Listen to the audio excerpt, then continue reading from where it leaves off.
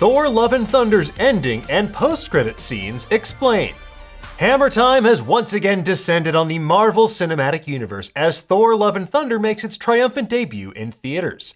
With Jane Foster's arrival as the mighty Thor, a metric ton of gods and deities for Gorr to God Butcher, and goats that represent my constant inner monologue, there's a lot to love about this movie. They also scream quite a lot. While we'll be breaking down everything you might have missed next week, today we're going to focus on the film's show-stopping finale and its post-credit scenes, and specifically what they mean for the future of the Marvel Cinematic Universe. If you prefer to read all about it, reunite has you covered over on Nerdist.com. However, obviously to talk about this stuff in detail, we have to spoil Thor Love and Thunder. So if you haven't seen the movie yet, make like a Frost and say bye. Let's bring the rainbow. Seriously though, Thor Love and Thunder spoilers ahead, so look out. Yep, jump the gun. Okay, let's get into it, shall we? After countless butchered gods, including one by Thor's impetuous hand, Thor Odinson and Jane Foster, the mighty Thor, managed to rescue the missing Asgardian children at the Altar of Eternity. This hidden temple contains a gateway to the all-powerful cosmic being Eternity, who will grant a wish to the first person to beseech him. The temple itself is full of massive statues of cosmic entities like the Watcher, the Living Tribunal, Mistress Death, Aeon, Infinity, and a Celestial, which unfortunately gets destroyed in the ensuing battle. Using the Bifrost summoned by Thor's stolen weapon Stormbreaker, Gorr beats our heroes to the punch, and he arrives at Eternity first, in a serene realm full of endless water and a beatific meditating Eternity who looks straight out of the comics. Created by Stan Lee and Steve Ditko, Eternity was first introduced in Strange Tales 138, and quite literally represents the Marvel Universe as a metaphysical being. Eternity is all-powerful and in the MCU is capable of granting you at least one wish.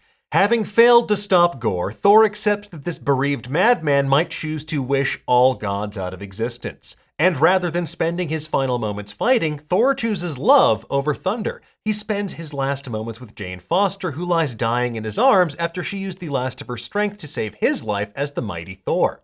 Thor Odinson suggests that Gorr might use his wish to bring his daughter back to life because Gorr is dying as well. But before Jane dies, she promises Gorr if he does that, his daughter won't be alone. Gorr ultimately makes his choice, and then we get a heartbreaking parallel. Just as Gorr held his dying daughter in his arms at the beginning of the movie, now she holds her dying father in her arms. We then get a glimpse at Thor's new life as a dad god, raising the girl born from eternity as his daughter, and then raising Hell together as the dynamic duo that some call Love and Thunder. Adding another fun layer to this duo is the fact that Love is played by Chris Hemsworth's real-life daughter, India Rose Hemsworth. And between that and cameos from many other members of the Hemsworth family, this movie is truly a family affair. Now, Thor does technically have a daughter in the comics as well, albeit in another universe. Bridget Thors Daughter of Earth 20,368 was introduced in 2020's Captain Marvel number 23. She was a blacksmith from a world where a cataclysm forced the survivors of Earth to live in underground colonies. She also wields her father's hammer Mjolnir, so maybe we'll see some parallels to this character with Love in future MCU outings. And given that Love was called the girl born from eternity and her reflection in the water, and the fact the MCU is establishing a metric ton of elder gods and cosmic beings, something tells me she will have a greater role to play in the stories ahead, especially considering that first post-credits scene. Despite Thor seemingly flicking Zeus too hard with his own lightning bolt in Omnipotent City, Russell Crowe and his delightfully over-the-top take on this Greek god survived with a gnarly chest wound and a major axe to grind. Delivering an angry speech, he rails about how being a god used to mean something, but nowadays people worship superheroes instead. Zeus says they will fear us again when they see Thor Odinson fall from the sky, and then he finally addresses a figure off-screen. This mystery man is revealed to be Hercules, played by Ted Lasso star Brett Goldstein, and may be the only cameo in this movie that wasn't spoiled ahead of time. This towering beef castle has a very long history in Marvel Comics and with Thor specifically.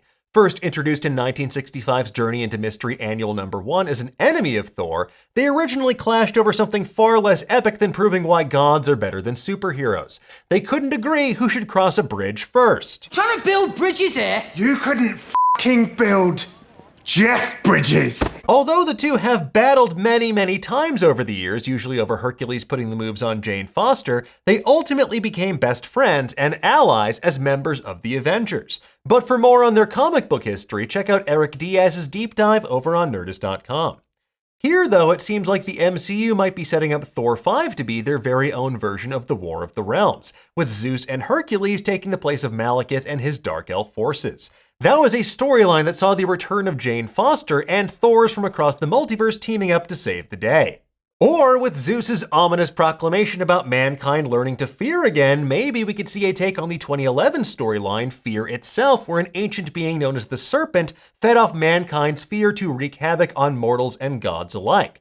Maybe this clash between gods and heroes could inadvertently unleash the Serpent on the world, powered by the fear they instill in mankind. This would likely culminate with Thor and Hercules putting aside their differences, joining forces, and saving the day. And that would also lend itself to the kind of crossover storytelling of the original storyline. Now, the second and final post-credit scene is much more straightforward and to the point.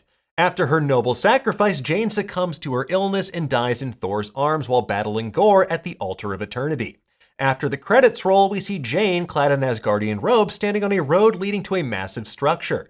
And there she's greeted by a familiar face, Idris Elba's Heimdall, who thanks her for looking after his son Axel. He informs Jane that she has in fact arrived in Valhalla. As Thor told Lady Sif earlier in the film, in order to enter the gates of Valhalla, you need to actually die in battle, not long after the battle is finished. And because Jane died as a result of their battle with Gorr and she was wielding Mjolnir at the time, she technically died a warrior's death, so she was permitted entry to Valhalla.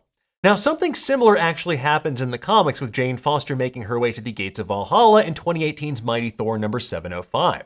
But rather than spending all eternity fighting and feasting, Thor and Odin managed to bring Jane back to life using an energy inside of Mjolnir known as the God Tempest. After coming back to life and recovering from her cancer, Jane briefly took up the mantle of Thor once more during the War of the Realms storyline. But much more fascinating is the aftermath of that story, where Jane becomes one of the Valkyries after the others die, leaving the Asgardians with no one to shepherd them to Valhalla. Now, whether or not we'll see Jane shuffle back onto this mortal coil to take on that particular mantle remains to be seen, but based on her excellent chemistry with Tessa Thompson's King Valkyrie, well, I wouldn't be surprised to see that exact storyline happen. Anyway, folks, there you have it. That is everything you need to know about Thor Love and Thunder's ending and post-credit scenes. We'll have plenty of other deep dives into all things Love and Thunder for you on Nerdist in the days ahead, but for now, tell us, what did you think of Thor Love and Thunder? What do you think of those post-credit scenes? And what do you want to see in Thor 5? Avenge me! Let us know in the comments below, and for the latest and greatest in the world of pop culture, make sure you stay tuned to Nerdist.com.